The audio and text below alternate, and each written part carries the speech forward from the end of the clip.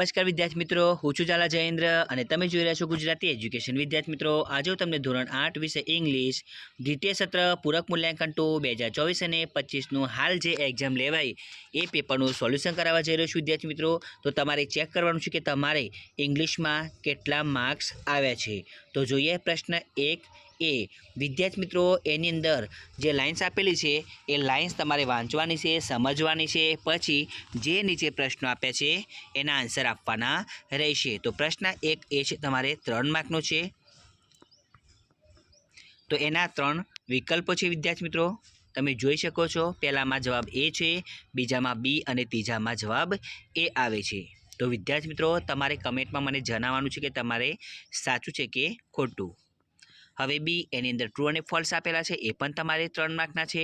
તો પહેલામાં ટ્રુ આવતું હતું અને બીજું અને ત્રીજું હતું એમાં ફોલ્સ આવતું હતું.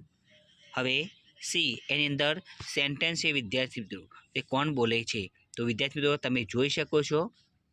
પહેલામાં સાધુ અને બીજામાં તેનાલી રામન.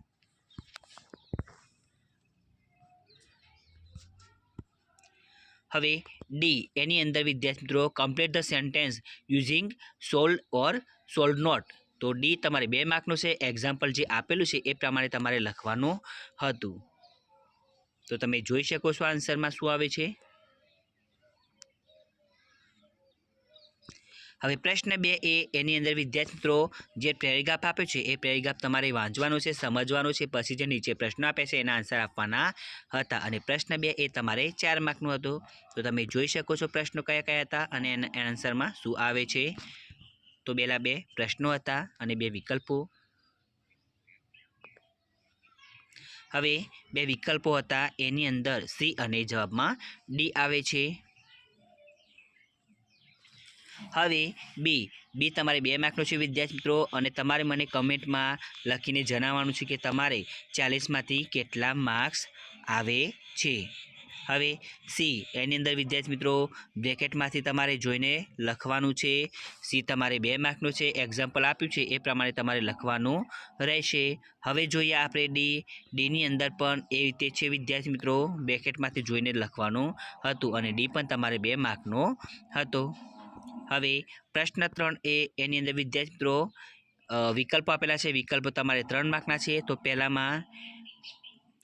પહેલું, બીજું, ત્રીજું એમાં ફર્સ્ટ નંબરનું હતું એમાં જ રાઈટ કરવાનું તમારે હતું. તમે જોઈ શકો છો અને એ પ્રમાણે તમારે કરવાનું હતું. હવે બી એની અંદર ટ્રુ અને ફોલ્સ આપેલા છે, તો બંનેમાં વિદ્યાર્થી મિત્રો ફોલ્સ આવતા હતા. હવે સી એની અંદર વિદ્યાર્થી મિત્રો, ખાલી જગ્યા છે, ખાલી જગ્યા તમારે બ્રેકેટમાંથી જોઈને લખવાની હતી. તમે જોઈ શકો છો સી તમારે 2 માર્કનું છે.